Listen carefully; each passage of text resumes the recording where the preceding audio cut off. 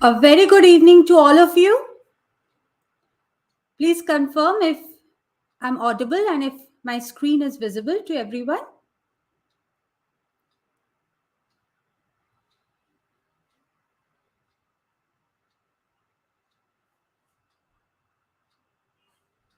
Yes, good evening, Pavi. Good evening, Ritika.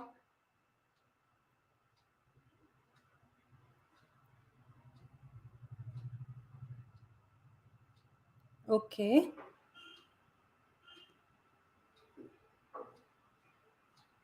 All right. Okay. Yes. Good evening, everyone. Good evening.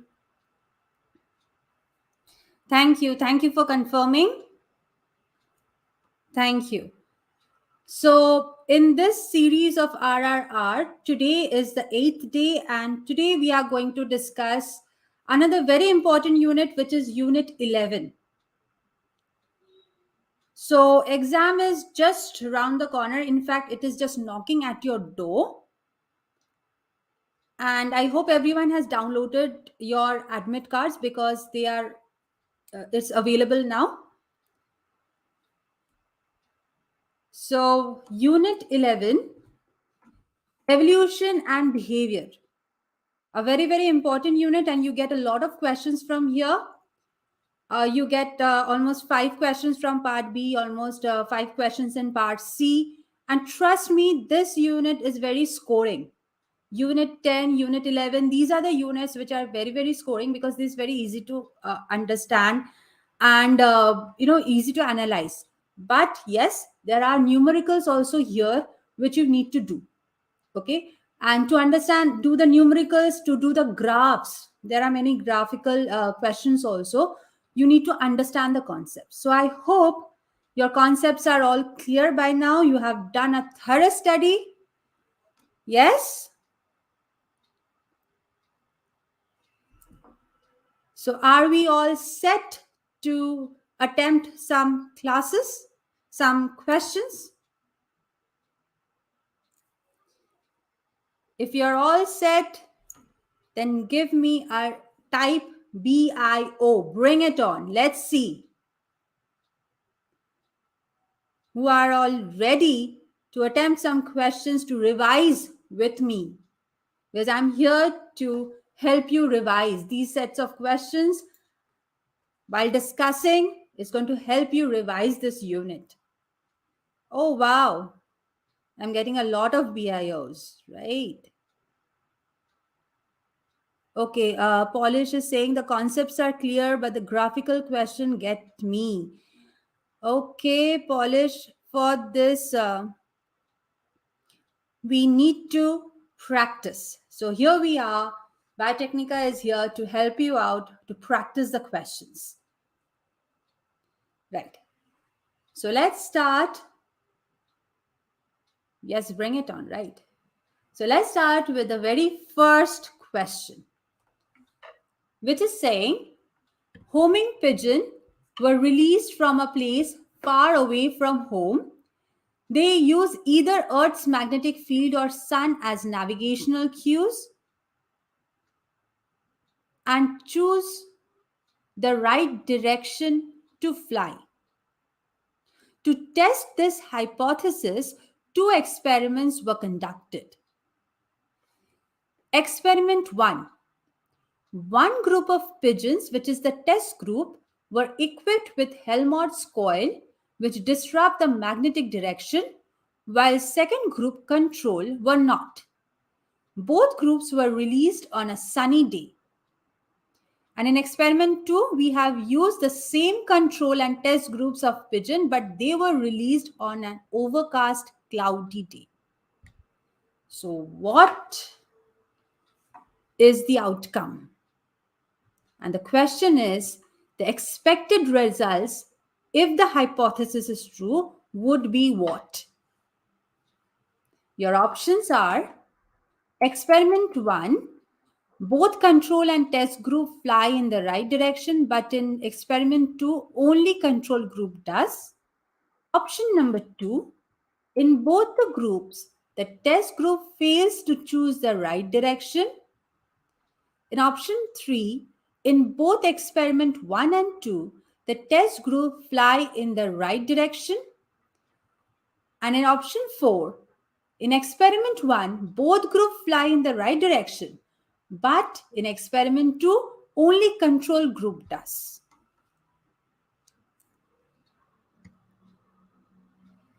So read the question very carefully. Read the experiments. I hope all of you know this experiment.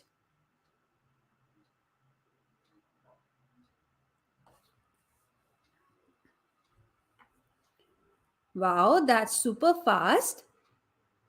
Nandini, Jagadish, yes. Ritika, yes. Devanshi, Amala, yes. Right. Pavi, yes. Correct. Very good. Very good. So it shows that you are all prepared. You know this experiment. Excellent. Ankita, kindly read the question once again, dear. Yes, Vijay. Right. So in one group, so to answer this question, we have to know the experiment, which is based on this pigeon, and this kind of experimental question you get from the section which is migration. Okay. So over there, to test whether the pigeons are actually flying, actually following the magnetic field, or they are following the sun as their navigational cue. uh, to do that, they have designed, the researchers, they have designed this experiment. Now, Helmholtz coil is an electromagnet which disrupts your magnetic field, right? So using these concepts, you have to analyze. So the correct answer for this is answer 1. So everyone, very good. Those who gave me a different answer, understand this thing. Pigeons can orient themselves with the sun as well as the magnetic field. When sun is visible, they refer to sun for navigation, otherwise they refer to magnetic field. So in experiment 1, both test and control group could reach their destination. Why? Because if you see, if you check your experiment 1, it is said that in one group of pigeons test, they were equipped with Helmholtz coil, right, which disrupt the magnetic direction, while second group were not. Both groups were released on a sunny day. Now see, since you have the sun to follow, okay, you need not follow the magnetic cue. You have the sun to take for your orientation. So in this case, both your pigeons, the test group pigeons and the other group, which did not have the Helmholtz coil, both could reach their destination. However, if you see in experiment 2, you are releasing them on an overcast day, right? That means sun is not visible. So in that case, what will happen? The control group, right? They are going to reach their destination because they can use the magnetic field, right? However, the control one, the test groups, since they are having the Helmholtz coil and their magnetic field has been disrupted, therefore they will not be able to reach their proper destination. That's why in experiment 2, the test group failed to reach their destination as magnetic field was disrupted with Helmholtz coil and there was no sun available. But the control group could reach as they could use the Earth's magnetic field. Okay? So shall we try for the next question? Jagadish, his screen is not clear. Okay. Try to refresh it once again. Is the second question visible to everyone?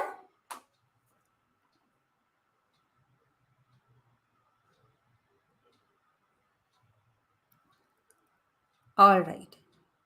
So the second question is saying, consider an autosomal locus with two alleles, A1 and A2 at frequency of 0.6 and 0.4 respectively.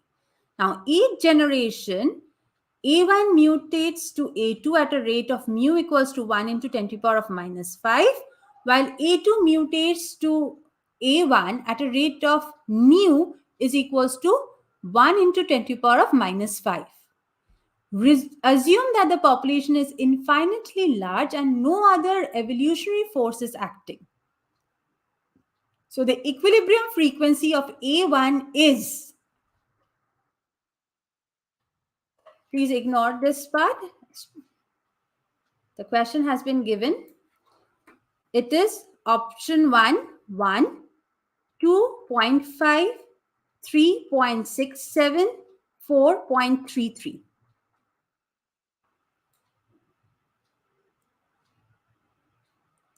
Please excuse me for this print typing error here. Please focus on the options.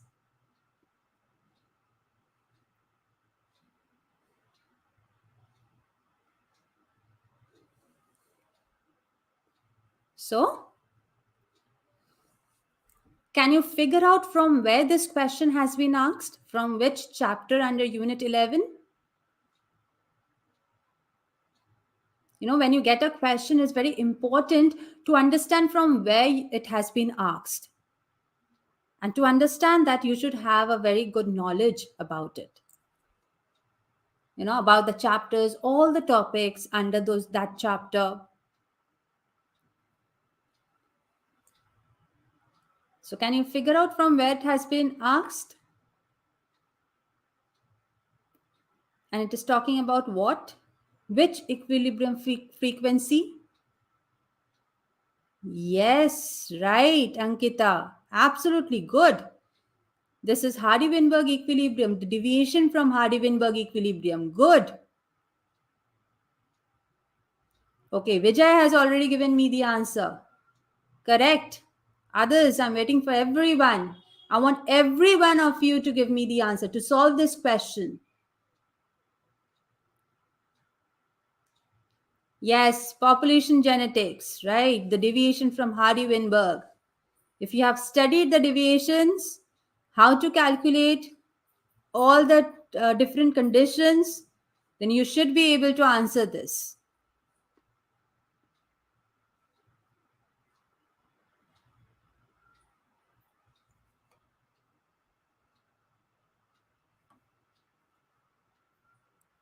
Okay, I'm getting mixed answers.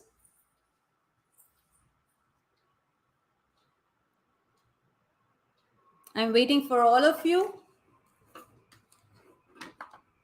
So try it and then I will discuss so that we all get to learn this while we are revising. Because we here at Biotecnika, we always want you to learn, to be able to solve the questions which are asked. Okay. Jakka, correct.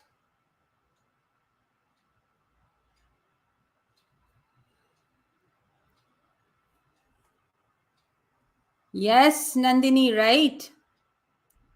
Okay, again, I'm getting mixed answers. Many of you are saying option 2, many of you are saying option 3. All right. Okay. So I hope by this time everyone has at least done the calculations. Maybe you're going wrong in the calculations. Let's see what has to be done. So correct answer is option 3. And why it is option 3? Because what is the frequency of nu? How do we write it? It is when I want to find out the new frequency of P. Okay, since over here, mind it, they have asked about the frequency of A1, right? Which is my P, the frequency of P they are asking. So therefore, here when you are asked to find the new frequency after mutation, you find it with this formula nu by nu plus mu. Okay. So new value is given to you, which is 2 into 10 to the power of minus 5, and mu value is given to you, which is 1 into 10 to the power of minus 5. All you have to do is just put this value in this formula. If you put the value here, what you get is 2 into 10 to the power of minus 5. Let me solve this here. Divided by 2 into 10 to the power of minus 5 plus 1 into 10 to the power of minus 5. Right? Now what you do is, though for those who get confused with this 10 to the power of minus 5, what to do about this? See carefully. You have 10 to the power of minus 5 here. Okay. What you can do is take 10 to the power of minus 5 common. Okay. From the denominator. So what you have? 2 plus 1 into 10 to the power of minus 5. 10 to the power of minus 5, 10 to the power of minus 5. You can cancel it out. So you are left with what? 2 by 3. So if you solve this, you're going to get 0.67. I hope you have understood where you went wrong. Yes? So now moving on to the next question. Again, is the question visible?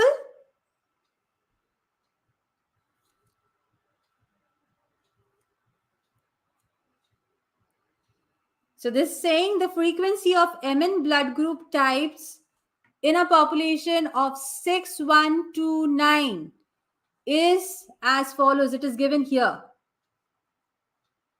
Okay. And they have given you the number of individuals for each genotype. The genotype is given here. First one is MM. Next is MN, the heterozygote. And next is NN. Okay. So what you have to find from here is the frequency of Ln in the population. That is what you have to find out. The options are 0.4, second option 0.2121, third option is 0.5395, and fourth option is 0.2911. So again, a bit of calculation, a bit of plus and minuses. So be very careful in this, okay? Mainly what we have seen is at Biotecnika, you know the concept, you know how to solve it.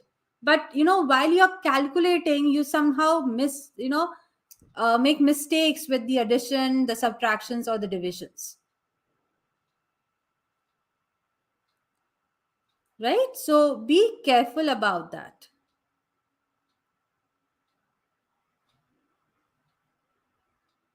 Okay.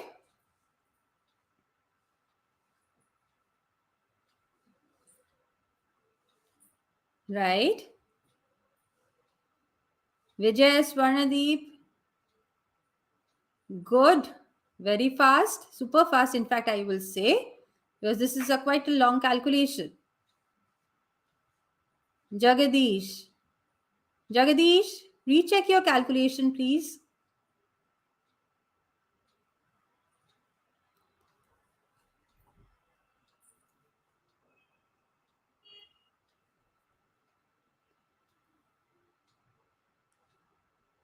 Okay. All right. Good. Really good. So again, it tells me that you have really prepared well. So again, this question is from which chapter? This question is from which chapter? I think everyone knows this, right?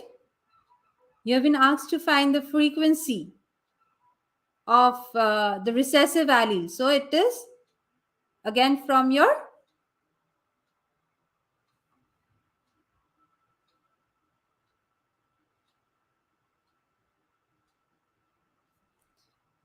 Yeah, exactly. Population genetics. So this is one chapter which is very important, and you get a lot of numericals from here. Okay, not only concept-based questions are asked from here, but also numericals are asked from here.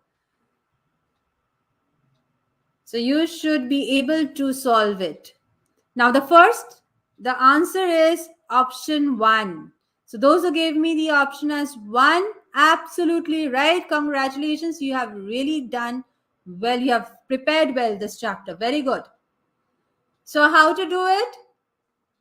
If you know what is given to us, the genotypes are given to us, right? So we have to use the allelic frequency formula, which is 2 into the homozygous individuals, the number of homozygous, plus the number of heterozygous divided by 2 into the total, right?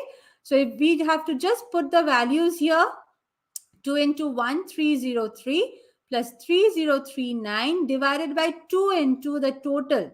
The total means all summation of all this, right? This is going to give you the total. So that is coming as 12258. Now, if you solve that, you are getting to 0.4605.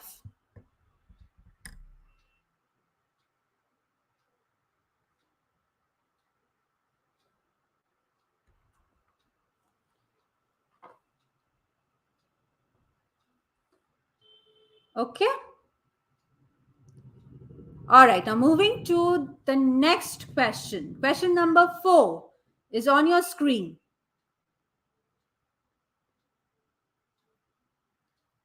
It is saying following are the plots representing biological rhythms at different time points. So SR is your sunrise, N is your noon, SS is sunset, MN is midnight.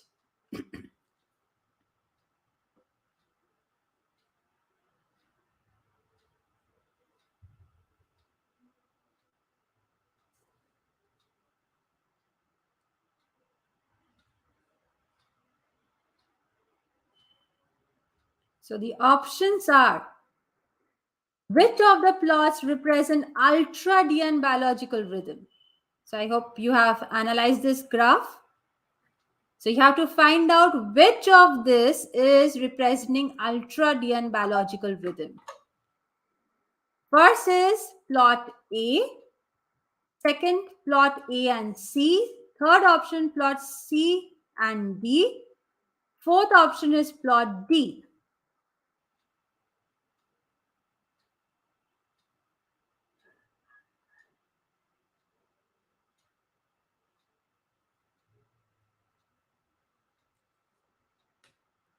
So this question is regarding your biological rhythms. Have you all studied this part? Kavita, is my screen appearing blurred for everyone?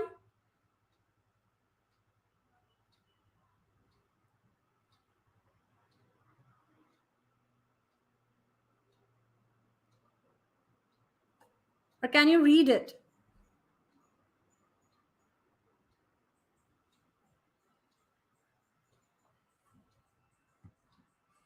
It's clear. Okay. Clear. Okay. Kavita, then kindly check your internet connection. Maybe it's an internet issue.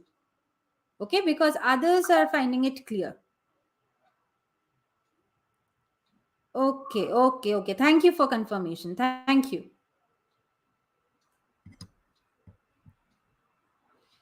All right. So again, I'm getting some mixed answers. Some of you are saying 1, some of you are saying 3. So the correct answer is answer 1. Option 1 is correct.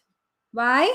Because ultradian rhythm is a recurrent period or cycle repeated throughout a 24 hours day. Okay.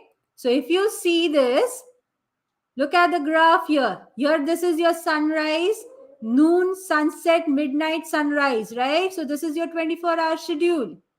And within this 24 hours, there is a lot of rhythms here, a lot of peaks here, right? Which shows that it is being repeated within this 24 hours, many a times.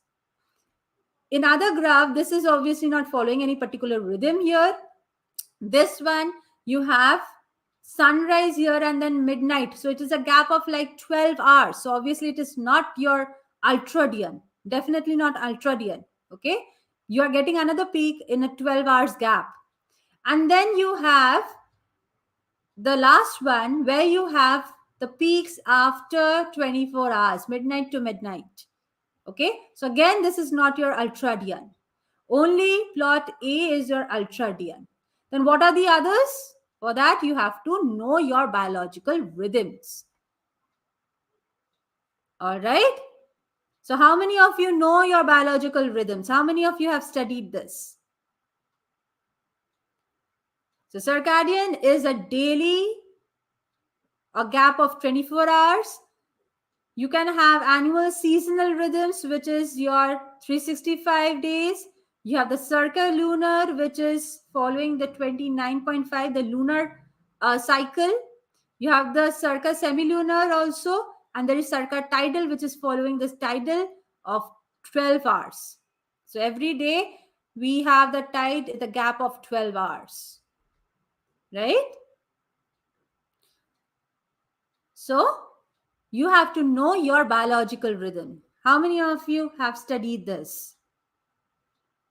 So those who are giving me answer apart from one, option one, kindly revise your biological rhythms. Okay. See, these are the things we all cover in Biotecnika. So if there are anyone who is a student of Biotecnika, you all will be knowing these answers actually, because these are something we go in depths. Okay. The next question is saying individual A performs to another individual a behavioral act which has a fitness consequence. Okay. Match the behavioral act A to E with the correct fitness consequence 1 to 4. So you have to basically match these two columns, the correct columns. Now your options are, here you have your first option, the second option, the third option, and your fourth option. So let's see who does it right.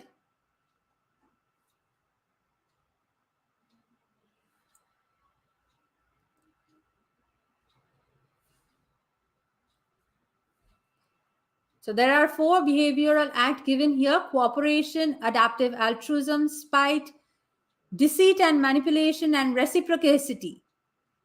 And you have been given fitness consequences as gains direct fitness but after delay, loses inclusive fitness, gains indirect fitness, gains direct fitness but immediately.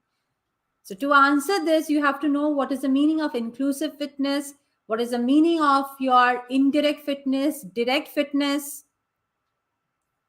Again, can someone tell me from where this has been asked? Which part?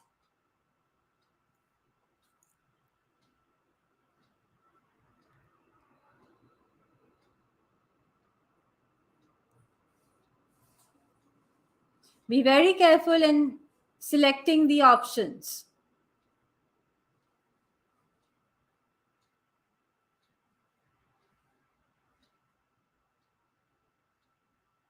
Okay, so I'm getting again mixed answers.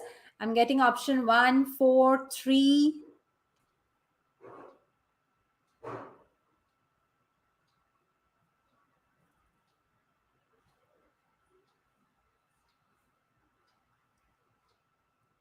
All right. So basically, this is a question that you study in. Yeah, of course. In evolution, definitely, Abita. But particularly when you study altruism, okay, under you the last subunits of 11E, this is, you have behavioral acts. Under that, you have altruism. Under that, you have these kinds of behavioral act. All right. So we study about what is cooperation, what is adaptive altruism, what is altruism, all right? What is reciprocity, how all these are related. And we also study about the direct fitness, the calculation of inclusive fitness, the calculation of Hamilton's rule. These are all very important. Yes, Sahiba, right? This is related to behavior. Good, good. Okay. So let us discuss this. So I'm getting some of you are confused with 1, 4, and 3. Okay. Let's see. First, you have cooperation. So cooperation means both of you are cooperating with each other. You're helping each other, right? So that means what? You are doing a behavior where the other one gains the direct fitness and it is immediately you're gaining because you're helping each other, right? So 1 A is with 4. Next is adaptive altruism. All right. Adaptive altruism. Altruism, if you know, what is altruism, right? You find it in some animals. So for that, you gain indirect fitness. So we will go with 3. Next, you have spite. Spite is something very negative, right? It doesn't help anyone. No one is helped from that. So C will go with loses inclusive fitness. You don't gain any fitness here. And then D is saying deceit and manipulation. So again, deceit, manipulation, these are behaviors which doesn't give you any results. It doesn't help you, doesn't benefits you, right? So again, this is going to go with option number 2, loses inclusive fitness. And reciprocity means giving it back. So if you get if you get a benefit, you give it back. So that means C is going to E. This is E. E is going to go with gains direct fitness, but of course after a delay, because you have to gain it and then you have to find an opportunity to reciprocate your benefit. Okay, what you're getting. So the correct answer is option 1. So congratulations to everyone who got this right. For others, kindly go through this part. Okay, I hope you have understood where you made a mistake. You can understand where you have to study more, right? So inclusive fitness is what? It is a sum of direct fitness and indirect fitness. The impact on the actor's own reproductive success is the direct fitness. Okay, and inclusive fitness only includes the reproductive success of relatives, which is due to the behavior of the actor. That is inclusive fitness. So you should study something which is like this, okay, where you have the altruistic corner, you have the spiteful corner, you have the cooperative corner, and you have the selfish corner. Okay. Now, to help you out, we have this lecture batch at Biotecnika, and today is the last day for enrollment. So in Biotecnika, we discuss all these questions, all these difficult questions, and we go into the very depths of all the topics so that you be able to solve these kinds of questions. You'll be able to analyze these questions. Okay, so if you think that you need to get some help, then we are here to help you out. So you can approach us in this toll-free number. You can definitely call us, so you can go to Biotecnika stores. All right, and we are here to help you out because we are only trying to help you qualify NET. That is our only mission and vision that we have here. Okay, so moving on to the next question. Assume that an individual A wants to do an altruistic act to individual B, and that the benefit and the cost of doing this act is in the fitness unit of 40 and 12 respectively. According to Hamilton's rule, A should perform the act only if B is his nephew, niece, Grandson or granddaughter, daughter or son. So again, another kind of question from your behavior. So what should be the correct answer? Quickly.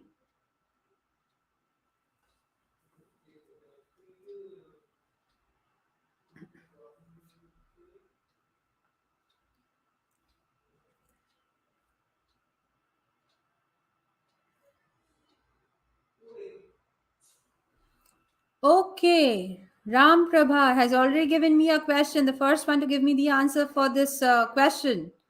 Good.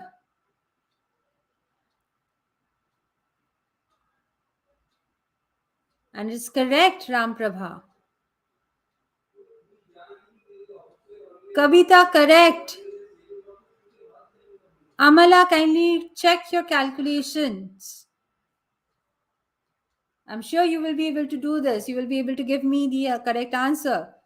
Subhash also. Others, very good. Excellent, excellent. So, are you gaining confidence? Are you gaining confidence that yes, you will be able to solve the questions from Unit 11? Yes, Debanjan, correct. This is the formula for your Hamilton's rule. R into B should be greater than C. Very good. Yes, you have to use this equation. Romy, yes, right. R into B is greater than C.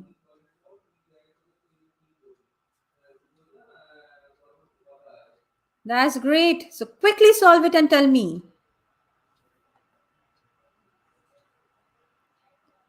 There is one thing that is missing which is not given, and you should know that because that is something you have to memorize. And that is the value of R.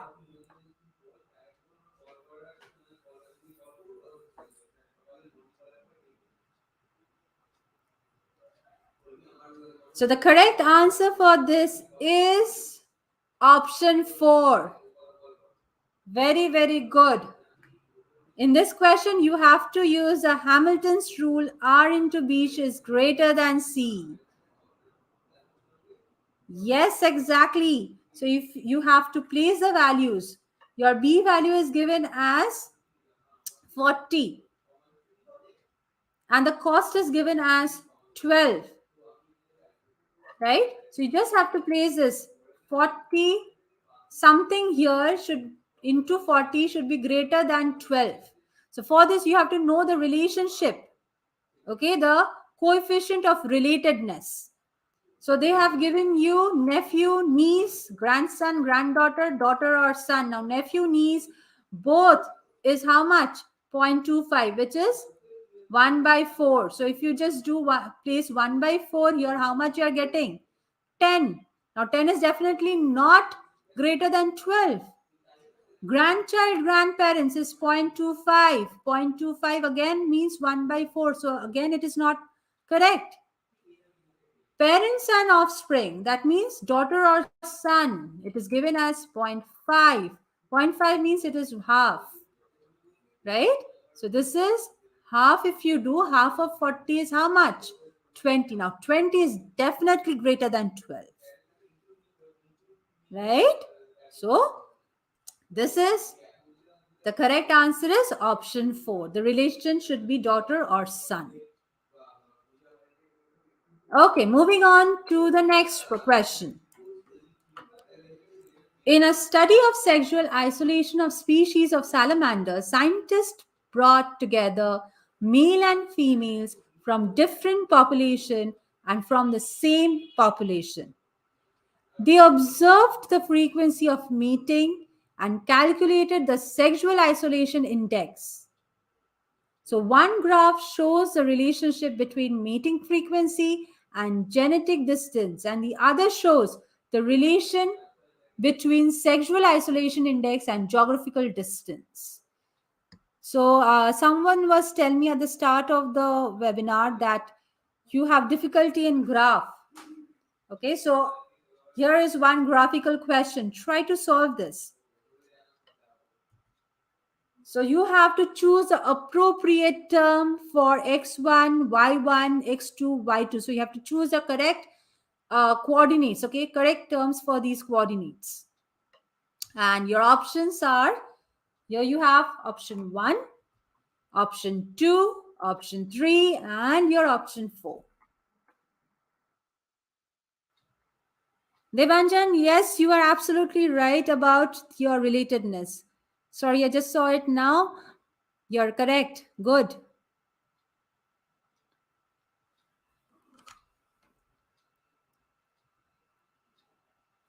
Okay.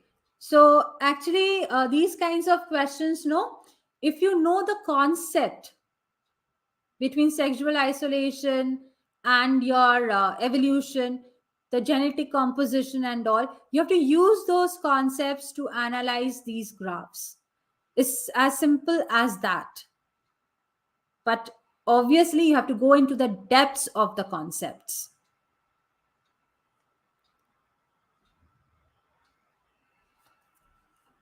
So far, all the sums that we did, it was like formula based. You just have to know the formula, place in the values, and done. But now, this is a concept check. This will tell you how depth you have studied. Now, again, all those of you who are a student of Biotecnika here, I can see some of you, you should be able to answer this, right? Because obviously we have dealt with it in depth. Yes, Kavita, surely I will read the options.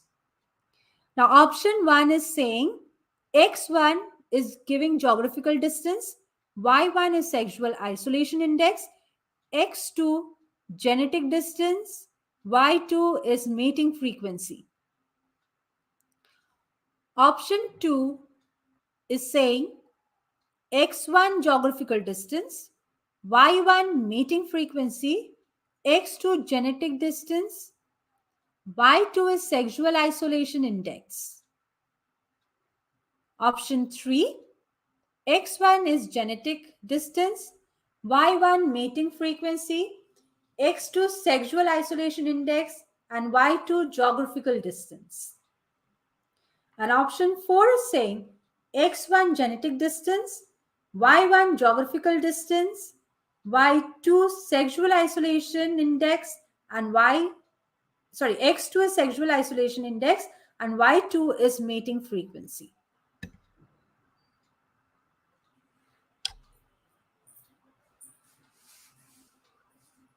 Kavita, I hope you have got it now.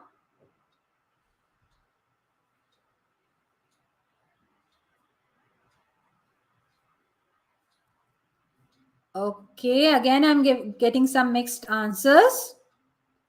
Come on, everyone, try it. Let me see every one of you answering.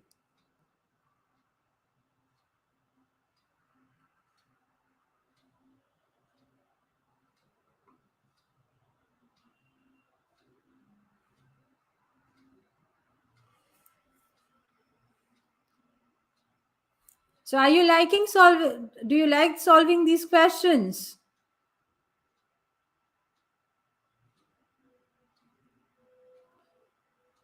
Do you think that yes, it is like a revision? It is helping you to revise? Okay, some of you are saying option 2, some of you are saying option 3. Most of you are saying option 1. Yes, Ritika is saying yes. Okay. So we are glad that we are being able to help you in your revision as well when the exams are just knocking.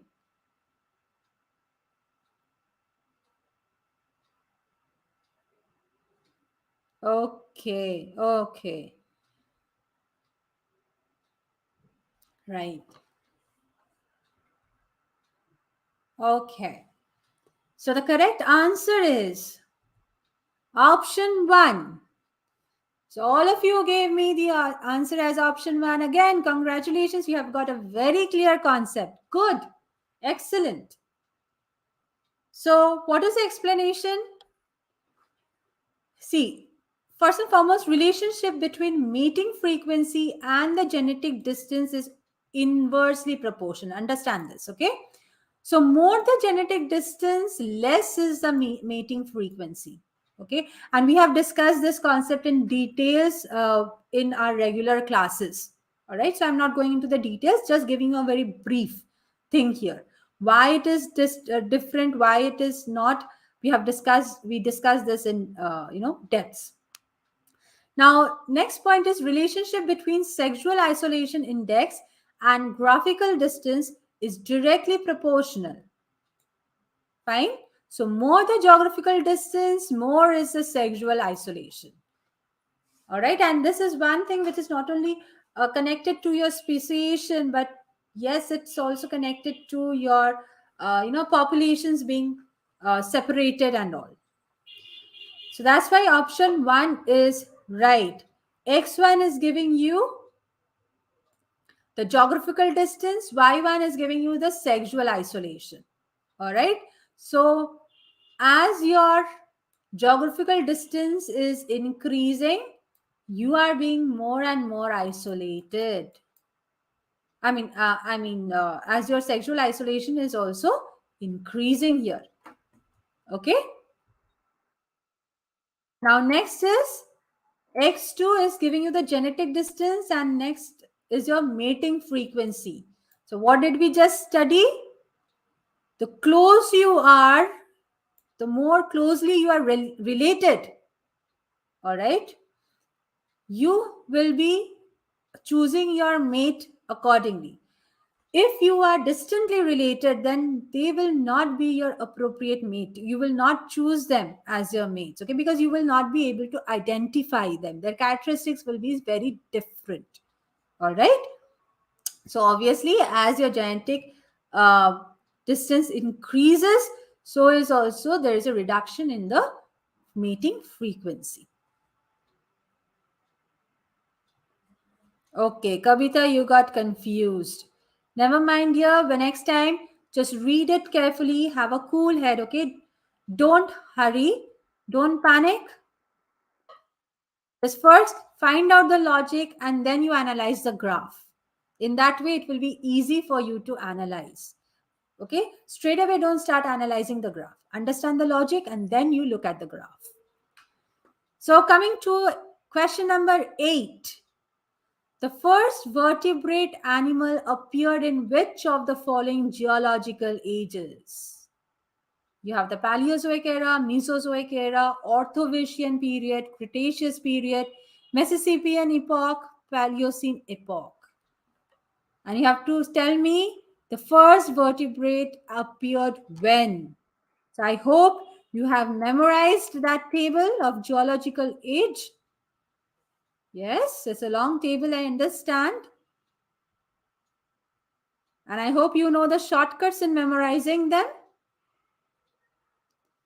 So, which of the following combination gives the best answer? Option 1 is statement A, C, B. Option 2 is saying A and F. Option 3 is saying B, D, and E. And option 4 is saying A and C. So, just use your shortcuts. If you know any shortcuts to remember, there are shortcuts in remembering, in which if you remember those shortcuts, then memorizing this entire chart becomes so easy. Whereas otherwise, if you look at the chart of these geological period, it's really scary. Trust me, like it really appears scary.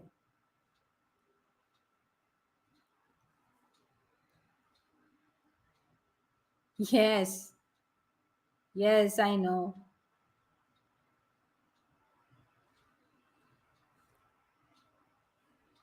Okay, Durga, Ritika, Ram Prabha, you're giving me some answers. Ritika, Ram Prabha, absolutely right. So you have memorized the chart or you're using the shortcuts that we teach?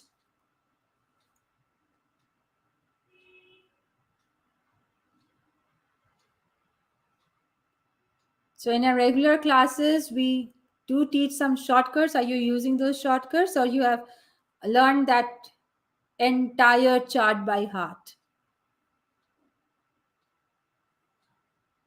Kabita, correct. Devanshi, correct. Sahiba, correct. Shubhas, correct. Very good. Very, very good. Sahiba has used shortcuts. Great. Others, I hope you're using the shortcuts, the briefs. Yes, because these things are very important. You often get questions from this section, the geological time period, and this is very scoring actually. Ramprabha has also used shortcut. Okay, Devanjan saying error is easy to remember. Okay, that's great. All right. So the correct option for this is option 4. So origin of vertebrates took place in Orthovasian period in the form of ostracoderms. In fact, you have ostracoderms. They were small, jawless, bony fish-like forms. So after the origin of ostracoderms, ultimately you have the earliest vertebrates. They appeared in Silurian. Then placoderms, which is the ancient vertebrates, or you can say the jawed vertebrates, they arose in the Silurian. All right. This is the chart that I was talking about. So this chart is very, very important, and you need to know all these era, the periods, the epoch, and the important events which has happened. You can ignore the years. The years they hardly ask. They actually don't ask about the year. Okay. But era, period, epoch, and the important events, this is very, very important for you to memorize. And if you know the shortcuts, that will make this tedious job very easy. All right. So again, those who are regular students, you will know what is the shortcuts. Okay, coming to question number 9, which is saying number of trials required for rates to learn a task when they were exposed to various conditions were as follows. So they have given you the experimental conditions and they have given you the observations. They're asking you which of the following interference is most appropriate. Options are number 1, continuous light enhancement, enhanced learning. Option 2, continuous darkness inhibited learning. Option 3, physical activity inhibited learning. And option 4, learning was reduced by sleep loss. Okay, Ankita, the table I have taken from Campbell. Okay. The geological age table that you see, you will get it in Campbell. Campbell is, the ebook is given in our portal. Anyone who has got the access to our portal, you will be able to get the ebook from there. Campbell is very good for that chapter.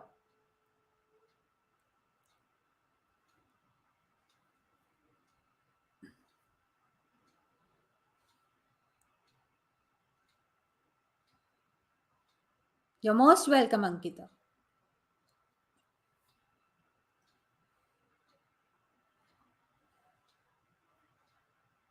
Yes, Vijay, Amala, Abdullah, very, very good.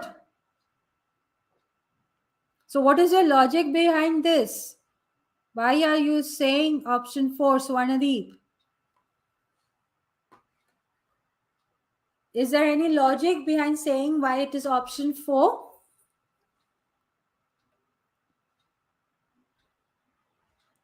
Yes, Nandini, Romi, Sahiba, yes.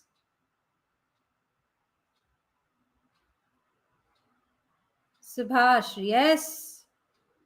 Good. Devanjan, right, good.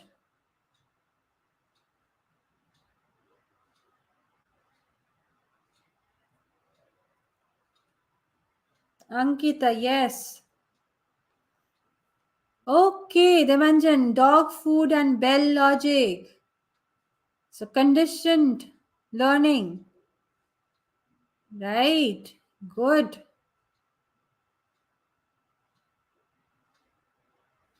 Okay. Others? Romy, because ma'am, physical disturbance not inhibiting learning, so only option here is learning reduced by sleep loss. Excellent observation. Romy, excellent observation. Yes, in the first case, they are saying light and dark circle 12 to 12 ratio. And you have just n trials to learn the topic. Then you have bright light, 24 hours, you need more trials. Then you have bright light with continuous physical disturbance, so you have more trials than n. And then you have the dark light, which also requires more trials than n. So definitely sleep is the only condition that is present in the experimental condition A. Okay, so good. So option 1 is right. And coming to the last question. Assume that a male sparrow is hatched and reared in isolation and allowed a critical imprinting period to hear the song of male of another sparrow. So now after the isolation, what kind of behavior will species X show? And the options are, again, please ignore this statement. Again, some error has happened here. Look at the options, okay? Just look at the options. It will sing the song of species Y that it had heard in the critical period. It will sing the song of its own species. Option 3, it will not sing at all. And option 4, it will sing a song not sung by either X or Y.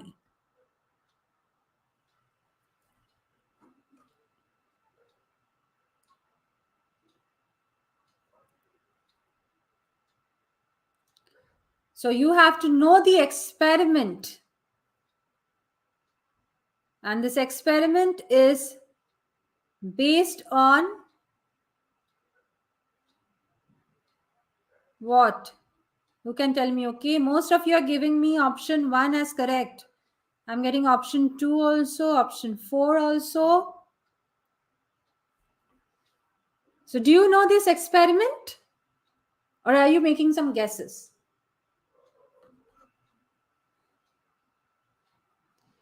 Again, those who are from the regular batch, I would expect you to give me the correct answer because we do discuss this experiment in the class.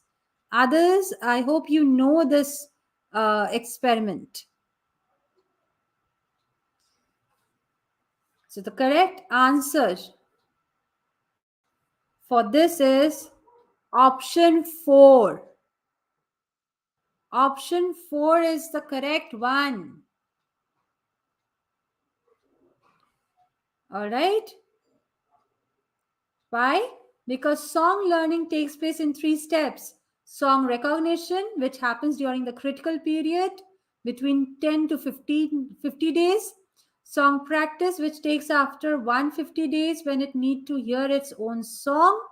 And then is song crystallization, which is actually you sing and you relate it to what you have heard. So sub song plus song during the critical period. These two things needs to match. All right. Only when these two things will match, you will be able to sing a proper song. Now, this is the part where you have to focus on. When you're practicing a song, you will actually sing according to the genetic template you have. All right. And obviously, if you are singing the song of a different species, if you're hearing the song of a different species, then this song which you have heard during the critical period will not match the sub song. Okay, because sub song is governed by your genetic template. So when these two are not matching, then what is the option you are left with? You will not sing the song sung either by X or Y. It is going to be a mixed, okay? It is going to be a meaningless song basically. I hope it is clear.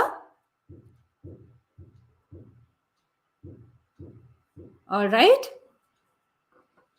Only this will be overruled when you place the other species in front of this male sparrow. If you place a song of the, if you place the male of this another sparrow, species Y, in front of the male sparrow, only then the male sparrow will be able to learn the song of the species Y despite its own genetic template, what it is being coded. Okay? Otherwise, not. So, students, these were my questions for today. I hope I could help you in revising. I hope you know exactly which places you have to focus on. Yes? Was it helpful? Could I clear your doubts? Yes? All right. Fine. So the time is short, so I have to end up now. I wish I could clear more doubts. I could discuss more questions with you, because the more you practice, the more you doubt clearing you do, the more concentrated study you can make. Okay, the more confidence you can gain, and that always helps in qualifying your net exams, because confidence and a proper clear thinking is what you need to qualify the exam. When okay. Yes, Devanjan, right. Okay. Polaris, which PDF you're saying, the book? Is that?